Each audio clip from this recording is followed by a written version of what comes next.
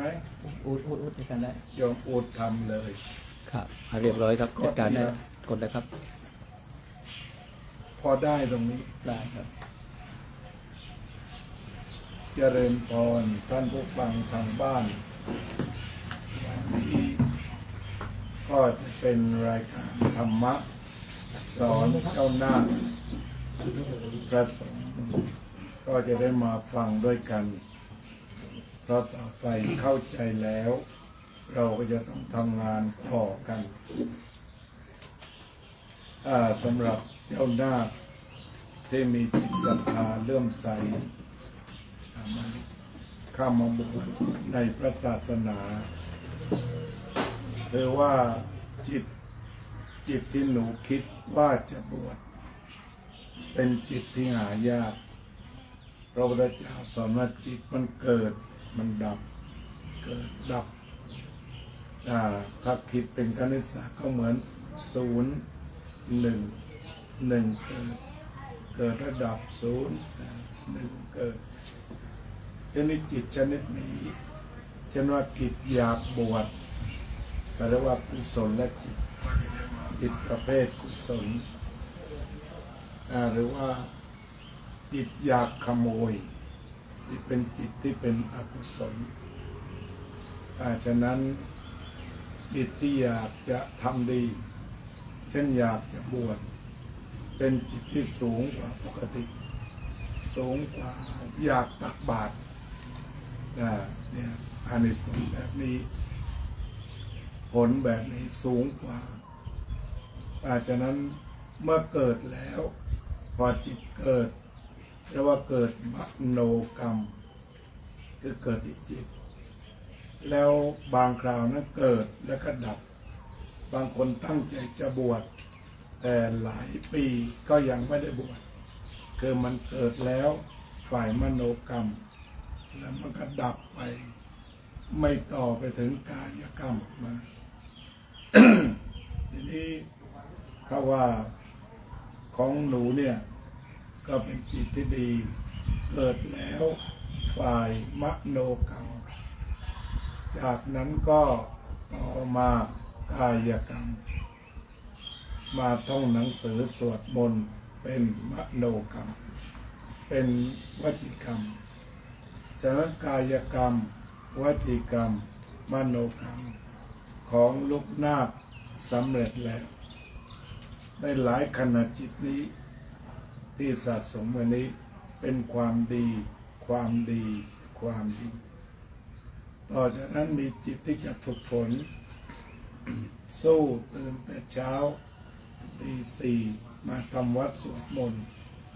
อันนี้ก้าวเข้าสู่การฝึกจิตที่เรียกว่าจิตตัสสะธรรมโถสาธุการฝึกจิตเป็นความดี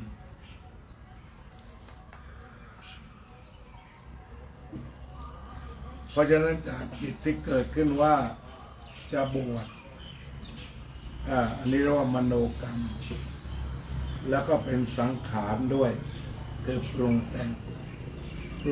ในทางที่ดีพอปรุงแต่งในทางที่ดีก็ได้ทำดีและพูดดีทั้งกายกรรมวจีกรรมมโนกรรมที่สุจริตเลยมีพร้อมในตัวของลูกนาคตั้งแต่คิดปรึกษาพ่อแม่แล้วก็มาวัดแล้วก็เริ่มฝึกอันนี้ก็เรียกว่าการกุศลได้เกิดขึ้นแล้วทีนี้ต่อมาประโยชน์ของการบวชเป็นอย่างไรก็ต้องพูดให้ฟังซะเลยเพื่ออุปจารมีเวลาสอนน้อยประโยชน์จากการบวชนั้นมีหลายอย่างหลวงพ่อปัญญานันทะสรุปไว้ว่าบวชแบบคนไทย 1. ตอบแทนพระคุณพ่อแม่อันนี้เราคิดแบบไทยแท้เลยชายไทยต้องตอบแทนพระคุณพ่อแม่เขาตั้งหัวข้อไว้อย่างนั้น ที่เราก็มาดูว่าพระคุณพ่อแม่นั้นเป็นอย่างไร ก็มีกลอนหนึ่งเขียนโดยทยาลุกล่าวถึงแม่แต่เราก็บวกพ่อเข้าไปเองแต่กลอนเนี่ยก็กล่าวถึงแม่แม่คำนี้มีความหมายมีพระคุณมากมายหลายสถานแม่เป็นได้หลายสิ่งหลายประการเป็นธนาคารเป็นพระพรหมเป็นร่มไทรเอาบทนี้ก่อนนะแม่เป็นธนาคารธนาคารก็หมายความว่าที่ฝากเงินแล้วคนก็จะต้องเอาเงินไปฝากก่อนฝากเท่าไหร่ถอนได้เท่านั้นแต่สำหรับธนาคารของแม่ไม่เคยฝากถอนได้ไม่อั้นอันนี้แบงค์พิเศษธนาคารปกติเท่าไหร่นะ8 โมงใช่ไหมปิด6 โมงอย่างนี้แต่ของเราถอนได้24 ชั่วโมงนี่เป็นธนาคารที่ไม่ต้องฝากถอนลูกเดียวไม่ต้องออกเข้าหรือถ้าคนไหนเก่งก็ออกเข้าไปเสริมหน่อยแต่วันนี้ส่วนใหญ่ก็ถอนเป็นธนาคารเป็นพระพรหมนี่ก็คือผู้ให้กำเนิดประกอบด้วยธรรมะ4 ข้อ 1. เมตตา 2. กรุณา 3. มุทิตา 4. อุเบกขาคำว่าเมตตาหนูเป็นนักเรียนภาษาอังกฤษแปลว่า uncondition เติม ed uncondition love ตัวนี้คำว่าเมตตา uncondition love คือเป็นความรักที่ไม่มีเงื่อนไขเช่นเราจะรักสาวคนหนึ่งมีเงื่อนไขในใจนะว่าต้องเป็นอย่างนั้นอย่างนี้แต่แม่เวลาตั้งครรภ์ลูกไม่มีเงื่อนไขคลอดออกมาแล้วไม่มีเงื่อนไขยินดีจะเลี้ยงโดยไม่ต้องเซ็นสัญญาก็มาเงื่อนไขกันว่าฉันจะเลี้ยงเธอ10 ปีหลังจาก10 ปีจะส่งให้ย่าเลี้ยงต่อไม่มีเลี้ยงไปได้เลยเอาสมมติว่าอายุ20คิดว่าท่านก็ยังคงไม่ทิ้งคงดูแลต่อไปจะไปเมืองนอกจะต่อมาสเตอร์ดีกรี PhD Specialist เฉพาะทางจ่ายได้หมดนี่เรียกว่าเมตตาuncondition love คือไม่มีเงื่อนไข universal love ไม่มีเวลาแม่ไม่เคยบอกว่าจะรักลูกแค่40 ปีแต่แท้จริงแม่ทุกคนรักลูกแบบไม่มีพรมแดนอาจารย์ดูเวลาลูกตายก่อนพ่อแม่เห็นไหมก็ยังมาทำบุญให้เนี่ยทำบุญให้ถึง100 วันทำบุญให้ถึงปีทำบุญให้นี่เรารู้เฉพาะอารมณ์ที่เป็นความรักโดยไม่ต้องถามว่าทำไมฉันจึงรักขนาดนี้ อันนี้แต่เหตุผลอธิบายยากบางคนก็บอกว่าไม่ต้องพูดมากรักก็แล้วกัน อันนี้คือการไม่มีเงื่อนไขอันนี้เราว่าเป็นความเมตตาพ่อแม่มีความเมตตาไม่มีที่สุดไม่มีประมาณถ้าเราตายก่อนทำบุญให้เราถ้าเรายังมีชีวิตอยู่เรียนจบแม้แต่แต่งงานก็ยังจับไม่ได้มีลูกเลี้ยงให้ฟรีได้อีกอันนี้พูดถึงคนที่โตไปแล้วโดยทั่วไปนี่คือหัวใจของแม่ที่เรียกว่าพระพรหมมีความเมตตาต่อไปกรุณา กรุณาแปลว่าสงสารสงสารยกตัวอย่างตอนเด็กๆพอได้ยินเสียงร้องท่านก็มาดูแล้วคือสมมติว่าไอศกรีมผ่านหนูอยากกินไอศกรีมพ่อแม่ไม่ขัดข้องเพราะตัวนี้เรียกว่าตัวกรุณาที่เหลือเนี่ยหนูบอกอยากกินราดหน้าเอาแม่จะจัดได้หรือไปหาได้ได้อยู่ในหมวดกรุณาอาหารโปรดเช่นเธอมีอาหารโปรดไหมที่แม่รู้ถ้ามีอยู่นี่คือกรุณาสมมติเธอบอกว่าจะต้องไปเรียนอันนี้นะท่านไม่ขัดเพราะนี่คือตัวกรุณาเช่นหนูวางอนาคตว่าต่อไปจะไปเรียนแพทย์ครับพ่อแม่ไม่ขัดข้องเตรียมให้ลูกพื้นฐานอะไรดีอาจจะเรียนพิเศษจะเรียนตรงขอโปรแกรมอะไร พ่อแม่ก็จะให้หนูทั้งหมดอันนี้ก็เรียกว่าเป็นกรุณาต่อไปมุทิตามุทิตาถ้าลูกได้รับความดีประสบความสำเร็จในชีวิตเช่นเรียนจบดังที่กล่าวมาหรือเป็นนักเรียนพระราชทานดังที่คาดหวังเอาไว้ก็ถือว่าเป็นเกียรติคนอื่นอาจจะอิจฉาลึกๆแต่พ่อแม่จะไม่มีสิ่งเหล่านี้เพราะท่านเป็นพระพรหมแปลว่าผู้ประเสริฐต่อไปอุเบกขาคำว่าอุเบกขาแปลว่าไม่ได้เฉยเพียงแต่ว่าหนูโตแล้วหนูเดินแล้วหนูก็เดินไปแต่ไม่คลาดสายตาของคุณพ่อคุณแม่จะสามารถเดินไปด้วยตัวเองแบบสุดทางเช่นเป็นนักเรียนทุนตลอดแต่พ่อแม่ก็ยังเต็มใจสนับสนุนสมมติว่าแต่ม .4 เป็นต้นไปหนูกวาดทุกทุน แต่ท่านก็ยังต้องดูแลต้องจ่ายในส่วนที่จำเป็นนี่อธิบายชัดว่าเป็นอุเบกขารอคอยตอนนี้หนูไปทำงานแล้วท่านก็รอคอยการรอคอยสดับตรงนี้เราเรียกว่าอุเบกขารอได้แล้วก็คอยได้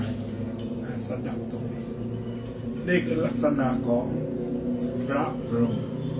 พ่อแม่คือพระพรหมของลูกถ้าเราไปอเมริกาก็ถามว่า Do you believe in God เราบอก Yes I do นะ Where your God เราไม่ชี้ขึ้นฟ้า Our parents are God Why Because His supporting is infinity Their giving are infinity แล้วก็ยกตัวอย่างใส่เข้าไปถ้าว่าเป็นกอดโดยทั่วไป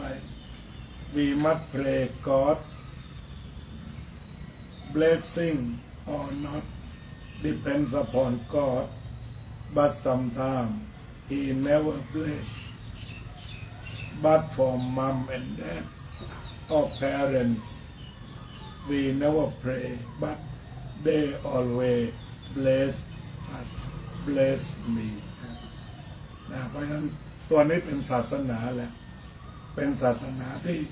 สามารถสัมผัสได้แล้วก็เป็นจริงเพราะนั้นเราจึงรักพ่อแม่และเคารพพ่อแม่บนพื้นฐานที่เป็นจริงก็คือพระเจ้าเนรมิตในสิ่งที่ขอหรือขอแล้วอาจจะไม่ให้ก็ได้แต่ถ้าว่าเป็นพระเจ้าคือพ่อคือแม่ไม่ต้องขอก็ให้เช่นเราสั่งข้าวมันไก่ ไม่ต้องขอแกงจืดก็ใส่ถุงมาให้ไม่จะบอกเอากินแต่ข้าวมันไก่ไม่ใช่ก็เพิ่มเข้ามาไม่ต้องขอก็ให้ขอน้อยให้มากอันนี้คือพระเจ้า ในบ้านฉะนั้นถ้าไปอยู่โลกตะวันตก เราก็ยกย่องว่าพระเจ้าของฉันนั้นกอดได้ ยามค่ำคืนตอนเด็กๆถ้าเราตกใจขึ้นมาพระเจ้าก็จะมากอดเรา เราปัสสาวะใส่ที่นอนพระเจ้าก็จะมาอวยพรเราโดยการไปซักที่นอนให้สิ่งที่พระเจ้าทำไม่ได้เช่นป้อนข้าวพระเจ้าทำไม่ได้ เพราะฉะนั้นถ้ามองเป็นเชิงพุทธก็หมายถึงว่าพระเจ้าของพุทธทำได้มากกว่าของคริสต์หรือของอิสลามตอนนั้นถ้าหนูไปเมืองนอกก็ถามว่ามีพระเจ้าไหมเขามักจะถามก่อนไปไหนก็ตามอย่างเราก็บอกว่ามีแน่นอนส่วนหนึ่งที่ฉันมาเรียนก็พระเจ้านี่แหละเพมาให้ฉัน direct deposit ก็พระเจ้านี่แหละคุยไปได้อันนี้คือหลักของพระพุทธศาสนาที่เราเรียกว่า realistic คือเรื่องของความจริงอันนี้ก็คือที่เรากล่าวถึงเป็นธนาคารเสร็จแล้วก็เป็นพระพรหมเมตตากรุณามุทิตาอุเบกขาพระพรหมเป็นตัวแทนของพระเจ้าอินเดียที่สร้างมนุษย์แต่สำหรับพระพรหมนี้ก็เป็นพระพรหมผู้ศักดิ์สิทธิ์ให้ชีวิตได้จริงๆเลี้ยงจริงๆลิขิตได้ด้วยนี่คือพรหมลิขิตแต่จริงๆแล้วหนูลิขิตชีวิตเองแต่พระพรหมท่านสนับสนุนให้หนูไปถึงตลอดรอดฝั่งนี่คือเป็นธนาคารเป็นพระพรหมเป็นร่มไทรร่มไทรมีความหมายว่าเย็นความหมายของร่มไทรแปลว่าเย็นร้อนมาจากนอกบ้านพอเข้าใกล้แม่ก็เย็นเป็นพระพรหมเป็นร่มไทรครับภาษาอังกฤษฝรั่งเวลาคุยแล้วก็เขารู้สึกดีเขาพูดว่าเย็นเหมือนกันคู่สั้นๆคู่เช่นคุณบอกว่าคุณเรียนฟิสิกส์ได้เองเพื่อนที่เขาบอกว่าคู่pretty good interesting เขาก็พูดสั้นๆอย่างนี้แต่สนใจคำว่าคูดียอดเยี่ยมเย็นทีนี้เราไปจากเมืองพุทธก็บอกว่าคูก็แปลว่านิพพานนิพพานแปลว่าเยือกเย็นทีนี้นิพพานในส่วนของคนก่อนที่ไม่ใช่พระอรหันต์ก็เรียกว่านิพพุติสมัยหนึ่งที่พระพุทธเจ้าเป็นพระโพธิสัตว์อยู่แล้วก็มีพระนางกีสาโคตมีนำพวงมาลัยมาแขวนคอแล้วกล่าวสรรเสริญคุณว่าผู้ชายเช่นนี้เป็นสามีแห่งนารีใดนารีนั้นสบายอกสบายใจนิพพุตะเพราะนั้นคำว่านิพพานไม่ได้หมายถึงของพระอริยเจ้าของพระพุทธเจ้าแต่นิพพานชาวบ้านเช่นว่าคุณพ่อปฏิบัติตัวดีคุณแม่สบายใจคุณพ่อทำให้แม่นิพพานมีลูกดีทำให้พ่อแม่นิพพานคือสบายออกสบายใจเย็นออกเย็นใจทีนี้ถ้าว่าลูกชั่วก็ทำให้พ่อแม่ทุกข์ออกทุกข์ใจเช่นเข้าคุกบ่อยต้องไปประกันบ่อยอย่างนี้ทุกข์ออกทุกข์ใจแต่ถ้าว่าลูกที่ทำให้พ่อแม่นิพพานทำให้เย็นออกเย็นใจก็คือลูกที่ประเสริฐที่สุดพระพุทธเจ้าตรัสว่าในบรรดาลูกทั้งหลายลูกผู้เชื่อฟังพ่อแม่เป็นลูกที่ประเสริฐที่สุดคือทำให้ท่าน สบายใจ หน้าที่สำคัญของลูกทำให้ท่านสบายใจทำยังไงก็ได้ทำดีทำดีทำยังไงก็ได้ เพราะฉะนั้นเราทำเราพูดเราคิดให้ท่านสบายใจเราก็ถือว่าเป็นลูกที่ดี เป็นลูกที่เกิดมาเพื่อที่จะทำให้ท่านขึ้นสวรรค์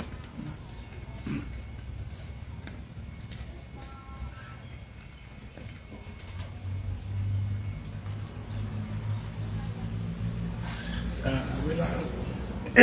หน้าที่ของผู้เป็นพ่อก็เหมือนกันก็ทำให้เกิดความรู้สึกสบายอกสบายใจทำให้ทุกคน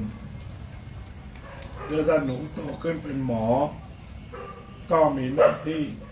ทำให้มนุษย์อยากเป็นผู้ดีขึ้นทำให้เพื่อนมนุษย์สบายอกสบายใจได้เจอหน้าหมอสบายใจนี่คือเรียกว่าอุดมการณ์ชีวิตเราว่าจะตั้งไว้ว่าเราจะทำจะพูดและคิดเพื่อให้ทุกคนรอบตัวเราสบายใจเราจะอยู่คนเดียวหรืออยู่ทั้งสังคม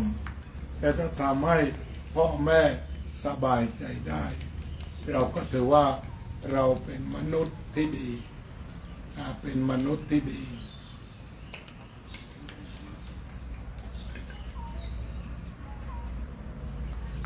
อันนี้ก็คือ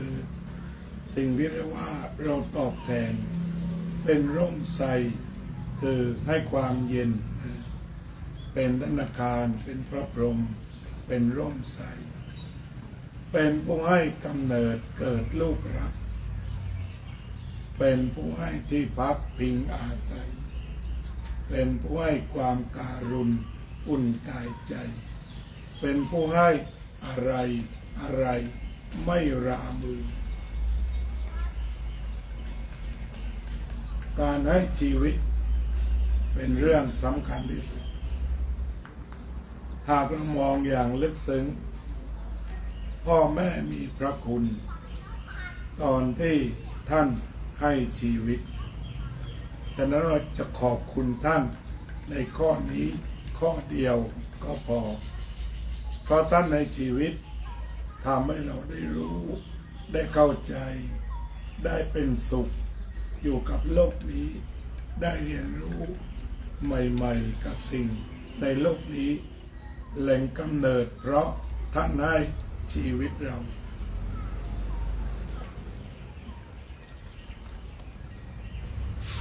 งั้นจุดกำเนิดที่เรียกว่ามีพระคุณ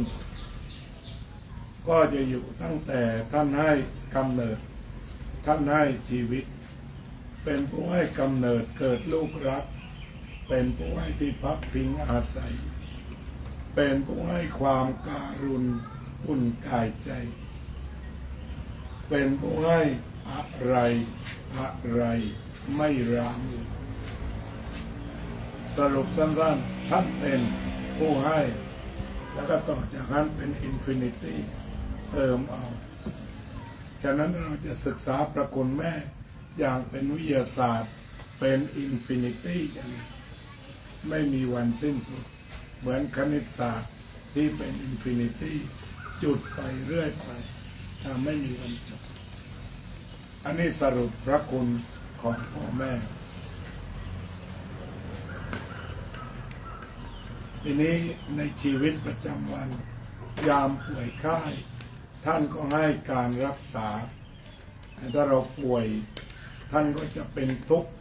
พ่อแม่อาจจะป่วย2 เท่าเติบโตมาท่านก็ส่งเรียนหนังสืออันนี้ก็ประจักษ์แท้ลูกต้องการ ตำราแม่หาซื้อลูกปรึกษาหารือแม่ยินดีคนอื่นปรึกษาอาจจะข่าวรั่วอาจจะเสียท่าแต่ถ้ามาปรึกษาพ่อแม่เรื่องแรงกลายเป็นเบาเรื่องใหญ่เป็นเรื่องเล็กอย่าลืมไว้วางใจท่านให้มาก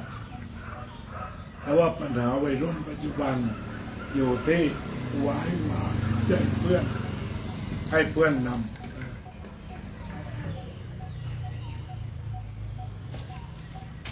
ไว้วางใจเพื่อนให้เพื่อนนำหน้าและตาม และสุดท้ายก็ไปลงนรกด้วยกัน ลงแล้วไม่ขึ้นยังกลับมาฆ่าพ่อฆ่าแม่แค่อย่างมีหลายรายเอามีดไล่ฟันนะพร้อมไปตามเพื่อนชั่วไปแล้วปิดไปแล้วแต่ถ้าว่าเรามีเรื่องใหญ่สุดทุกข์สุดหาโอกาสท่านอารมณ์ดีๆบอกสารภาพเพราะท่านเป็นพระพรหมของเราเป็นเทวดาของเรานะเรากล้าที่จะมาหาท่านเพราะพ่อแม่อภัยทานให้เราลูกปรึกษาหารือแม่ยินดีที่ในฝ่ายชั่วบ้างลูกคนใดกระทำกรรมแก่แม่ลูกเลวแท้ชั่วช้าสิ้นราศีลูกด่าแม่ตีแม่ลูกกาลีลูกไม่ดีทำแม่ช้ำระกำใจนะทีนี้ก็บอกว่าการมีลูกของแม่นั้นแม่มีความปรารถนาสูงสุดในการที่จะมีลูก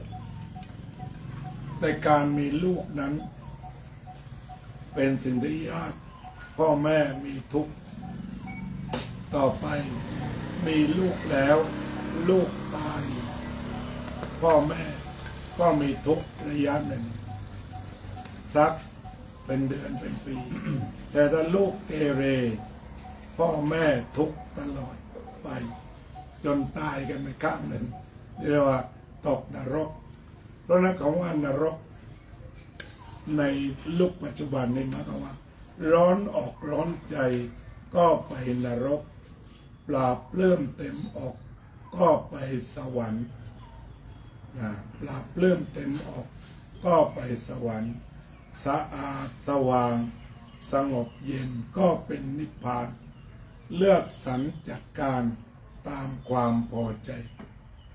คือชีวิตเรียกว่าฝรั่งชอบว่า you have a choice you have a choice คุณมีทางเลือกแต่ละชีวิตไปนรกก็ได้คือกลุ้มอกกลุ้มใจไปสวรรค์ก็ได้ปีติเพราะความดีไปนิพพานก็ได้เมื่อจิตสงบเช่นมานับลมหายใจเข้าออกนั่นคือชีวิตเลือกได้อีกบทหนึ่งเป็นบทของความคนึงหาโอ้แม่จ๋าพระคุณแม่แผ่ปกเกล้าโอ้แม่จ๋าผู้เฝ้าเข้าเกื้อหนุนโอ้แม่จ๋าผู้เมตตาผู้การุณโอ้แม่จ๋าผู้ค้ำจุนไม่ห่างไกลน้ำใจแม่สะอาดแท้กว่าทุกสิ่งน้ำใจแม่สะอาดยิ่งกว่าสิ่งไหนน้ำใจแม่สะอาดเกินกว่าสิ่งใดน้ำใจแม่มีไว้เพื่อลูกเอ่ยนี่ก็คือพูดถึงพระคุณแม่ที่เราควรคำนึงถึงทีนี้การบวช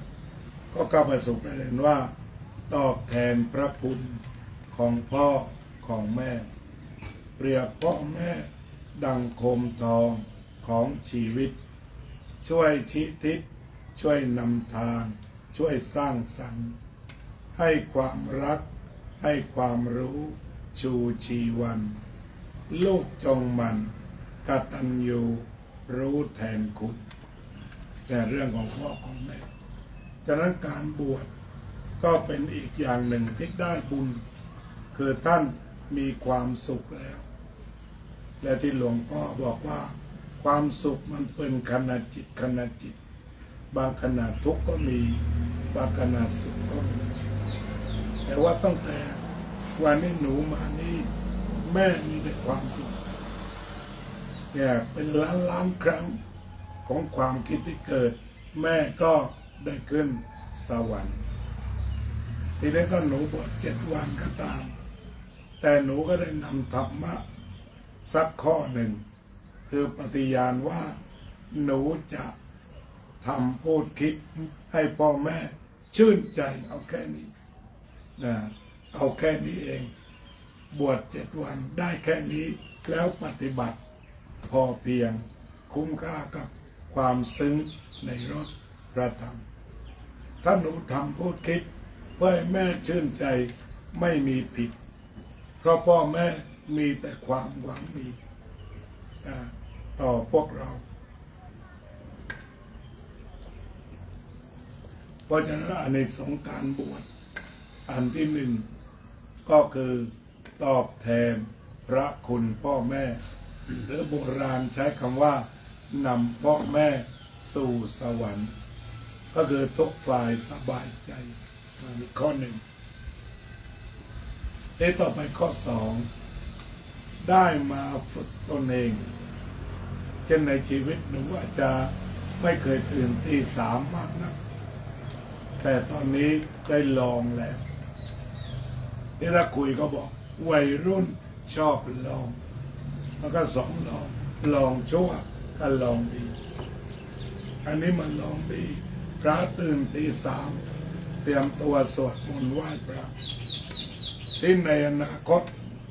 ถ้าตี 3ตี 4ตี 4เธอตื่นทุกวันหลวงพ่อถ่ายทอดประสบการณ์ว่าใกล้สว่าง2 ชั่วโมงเรานอนมาอิ่มสมองโปร่งฉะนั้นอะไรจะต้องตรงนี้ถึงปัจจุบันเนี่ยเช่นสูตรเคมีหรือฟิสิกส์สูตรต่างๆสูตรธาตุต่างๆเนี่ยมันก็มีอยู่แต่ถ้าเราจับใส่หัวแล้วจะดีฉะนั้นหนูอาจจะไปอยู่บ้านตื่นตี 4มีอะไรที่ยังไม่จำสูตรอะไรทางเคมีทางฟิสิกส์ทางวิทยาศาสตร์ที่มันเป็นสูตรก็ท่องเสียถึงเวลาใช้ได้เลยถ้าอยู่กับตัวอันนี้ก็ฝึกตนแล้วก็นำไปใช้ฝึกฝนตนเองก็มาอยู่วัดก็คือโครงสร้างก็ฝึกอย่างนี้แล้วเดี๋ยวไปบิณฑบาตการไปบิณฑบาตก็คือไปเยี่ยมเยือนประชาชนการบิณฑบาตไม่ได้บังคับแต่จิตที่คิดจะง่ายสบายกว่าจิตที่คิดจะเอาที่พระเดินบิณฑบาตเขาไม่ได้เบื่อเขาไม่ได้เบียดเบียนเขาไม่ได้ขอทานที่หนูดูบางคนเอาสมมติเมามาแล้วบอกขอเหล้า1 ขวดมันก็มีคนทั้งอยากให้เลยนะแต่นี่พระเดินไปเฉยๆแล้ววันนี้เราคิดว่าเราจะตักบาตรพระเราเป็นผู้ทำให้เขาชื่นใจเดินเรียบร้อยเดินสวยงามนำความชื่นใจไปให้เพราะฉะนั้นเราฝึกตนเองและต่อไปโปรดสัตว์โปรดสัตว์พอเราไปบิณฑบาตทุกคนชื่นใจโปรดประชาชนเนี่ยวันบวชญาติมิตรลูกเข้าชื่นใจแล้วก็5ก็คือการสืบทอดอายุพระพุทธศาสนาและก็ทำให้พระศาสนายาวขึ้นในฐานะหนูเป็นพุทธบริษัทฉะนั้นเมื่อหนูเติบโตขึ้นหนูยังไม่คิดจะไปเป็นศาสนาอื่นก็ให้เข้ามาให้ลึกเรียนด้วยปฏิบัติด้วยฝึกจิตด้วยจิตตัสสะธรรมโตสาธุการตื่นเช้าเนี่ยเป็นการฝึกจิตเพราะบางทีความขี้เกียจมันมากระซิบและเหตุผลที่จะไม่ตื่นแต่ขณะเดียวกันเราจะตื่นนะเมื่อก่อนหลวงพ่อให้คาถาเด็กๆถ้ามันขี้เกียจตื่นไม่ไหวให้ตะเพิดว่าอตัมมยตากูไม่เอากับมึงละโว้ยคือไม่เอาความขี้เกียจนะเราจะสละ มาเป็นคนขยันเพราะฉะนั้นอานิสงส์การบวชหนึ่งได้กับพ่อแม่ชื่นใจสองเราได้ฝึกเรื่องศาสนาสามทำให้คนอื่นเป็นจำนวนมากที่เห็นเราเรียบร้อยมีความสุขเช่นอาจจะได้ตามหลวงพ่อไปบิณฑบาตคนเห็นสามเณรเด็กบวชจะชื่นใจและมีความสุขเรานำความชื่นใจให้ประชาชนเราก็จะได้บุญสืบทอดศาสนาอยู่ได้เพราะบวช7 วันสืบทอด7 วันหลวงพ่อเนี่ยสืบทอดมา52 ปีอาสาสมัครช่วยให้ศาสนาอยู่ได้หลวงพี่ก็12 พรรษาหลวงพี่1 พรรษาหลวงพี่ยังไม่ได้แต่ทุกคนล้วนสืบทอดพระศาสนาก็ขอให้ทุกคนมีความรู้สึกภูมิใจจะได้มีโอกาสมาสืบทอดพระ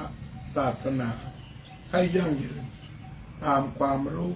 ตามความสามารถของเรา เมื่อบวชแล้วเราก็มีการฝึกจิตที่ฝึกว่าพิจารณาเกสาโลมานักขาทันตาตาโจทันตานักขาโลมาเกสาเอาในว่าตามหลวงพ่อเกสาโลมานักขาทันตาตะโจทันตานักขาโลมาเกสาโลมานักขาทันตาตะโจทันตานักขาโลมาเกสาทีนี้ตรงนี้เรียกว่ากรรมฐาน5หรือมูลกรรมฐานก็คือแปลว่าการฝึกสมาธิเบื้องต้นที่เรียกว่าชาวพุทธฝึกได้นั่นคือฝึกเป็น2 แนวสมถะที่เรียกว่า calmness ก็แปลว่าเน้นความสงบและวิปัสสนา insight meditation แล้วก็ถามว่า how many ways of meditation in Buddhism แล้วก็บอกว่า we have 2 ways of practice meditation first is calmness or serenity that means peace peaceful and the second is insight meditation that is to see all things as they really are เห็นสิ่งทั้งปวงตามจริงเพราะฉะนั้นในเบื้องต้นเกสาลงมาเนี่ยหนุนนั่งสมาธิแล้วก็บริกรรมในใจ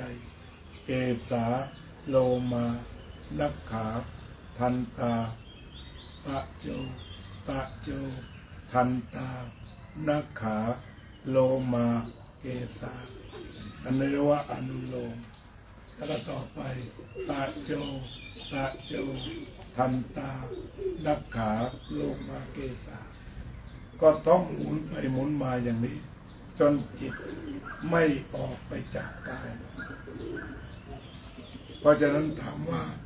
what is meditation meditation is unity of body and mind หมายความว่าความเป็นหนึ่งเดียวของกายกับจิตกายหนูอยู่นี่เกสาโลมาอยู่นี่จิตอยู่นี่ไม่ไปอยู่ตลาดหรือไม่ไปอยู่โรงเรียนแต่อยู่ที่นี่เรียกว่าเป็นปัจจุบันขณะมีหนังสือดังเล่มหนึ่งทั่วโลกเรียกว่า power of now เพราะว่าพลังในการอยู่กับปัจจุบันเพราะนั้นสมาธิก็คือ unity of body and mind หรือว่ากายอยู่ที่จิตจิตอยู่กับกายนั่นแหละ The mind is the mind is where the body is อยู่ที่ไหนก็อยู่ที่นั่นเพราะฉะนั้นก็ unity of body and mind โดยการท่องหลายรอบอาจจะเป็น100 รอบหรือ1,000 รอบเนี่ยหรือว่าพุทโธก็ได้ต่อไปแต่นี่อธิบายเรื่องของการบวชโดยตรงหลังจากเราทำจิตให้สงบด้วยการวางใจเรียกว่าโหนไว้เอาใจมาโหนไว้กับอารมณ์ซึ่งเรียกว่า object อารมณ์กรรมฐานเรียกว่า object mind is thinking to one object that's mind ใจคิดอย่างเดียวพอใจคิดอย่างเดียวก็เกิด unity of body and mind ทีนี้มาดู insight meditation ตรงนี้มองความจริงแบบตรงๆโดยมองว่าผมก็สกปรกจะพิสูจน์ได้ว่าถ้าเราไม่สระวันเดียวกลายเป็นของสกปรกแล้วก็ดึงผมลงไปใส่แกงจืดก็สกปรกกินไม่ลงฉะนั้นการให้พิจารณาว่าผมเนี่ยเป็นสิ่งสกปรกเพื่อถอดถอนความหลงในผมเช่นเราต้องโกนเพราะเราไม่มีอะไรในนั้นแหละพระทุกรูปเพราะว่ามันสกปรกแล้วถ้าสมมติโกนแล้วไม่ต้องเปลืองยาสระผมบางทีใช้มือลูบก็ได้อันนี้แต่ว่าเราต้องสระทุกวันเพราะอะไรเพราะมันสกปรกขนตามตัวขนหน้าขนรักแร้ขนในที่รับก็ล้วนแต่สกปรกเหมือนกันสกปรกภาษาบาลีเรียกว่าปฏิกูลหรือ dirty แล้วก็ต่อไปเล็บเล็บจะเห็นได้ว่าเรื่องของเล็บที่มนุษย์หลงกันมากโรงงานอะไรนะร้านทำเล็บหรือว่าอุปกรณ์การทำเล็บในโลกนี้เป็นหมื่นล้านเพราะคนรักสวยรักงามแต่เมื่อเรามาปฏิบัติธรรมแล้วไม่ต้องจ่ายทำเล็บล้างพอแล้วก็เดี๋ยวมันสกปรกหน้าที่ก็คือล้างเล็บให้สะอาดฟันไม่ได้แปรง3 วันก็ปฏิกูลแล้วฟันหนังที่ว่าสวยๆอย่างนี้ถ้าไม่ได้ดูแลความสะอาดก็เรียกว่าเหม็นเปรี้ยวได้เหมือนกันทุกจุดฉะนั้นเมื่อเห็นสิ่งเหล่านี้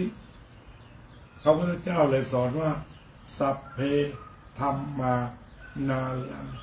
อภินิเวสายะสิ่งทั้งปวงไม่ควรเพื่อการยึดมั่นถือมั่นจะน่ายึดว่าเล็บเราสวยเล็บหักแล้วทุกแต่ถ้ามองเห็นว่าเล็บก็ดูความสะอาดแต่ไม่ต้องมายึดมันคำว่ายึดเนี่ยคือความรู้สึกว่าเป็นของกูเล็บกู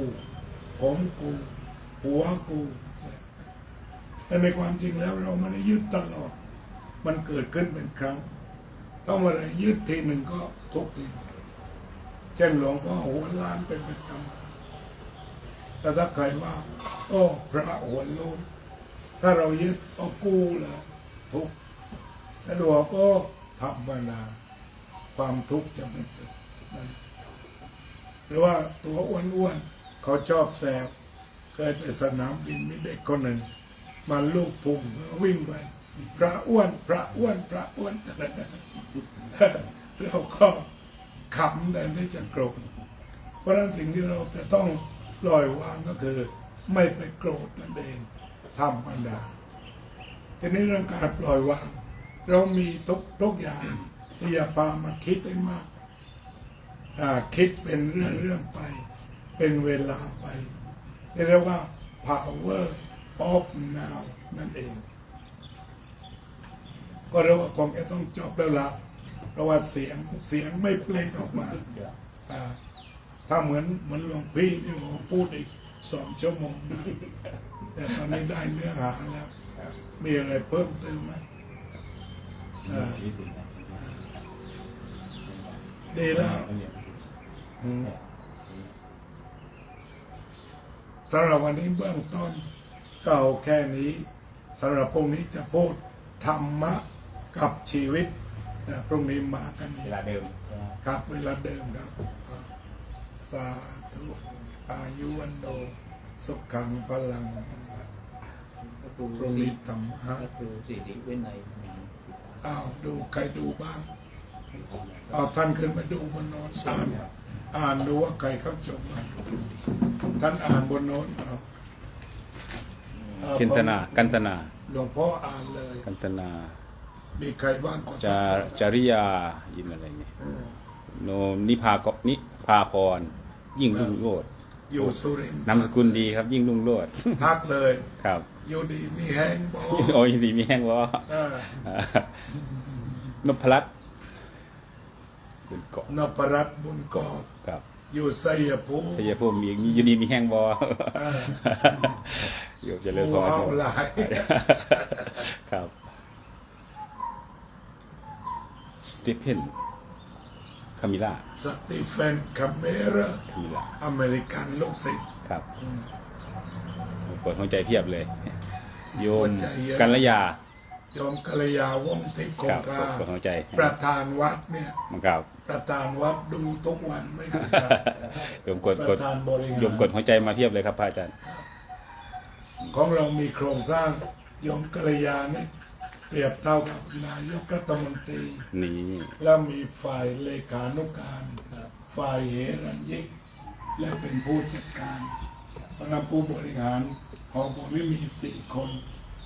ทางสเตทรัฐบาลเขารับรอง เวลาไปฝากเงินอะไร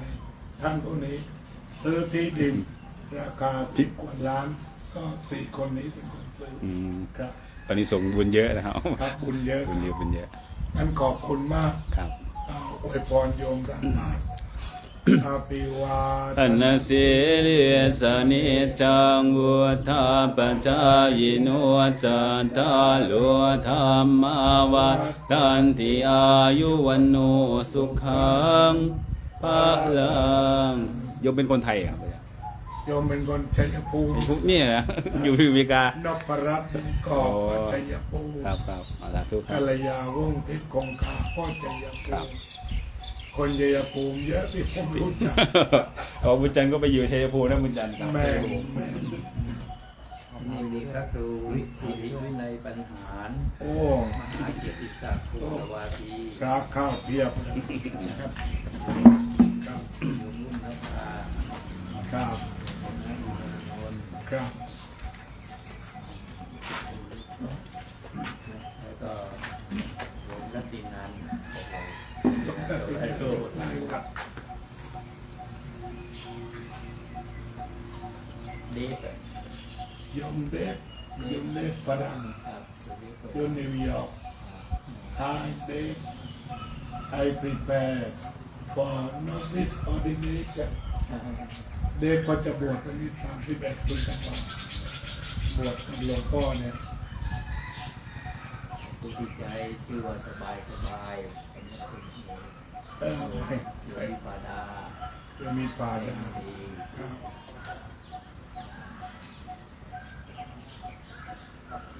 ครับผม ครับปิดเลย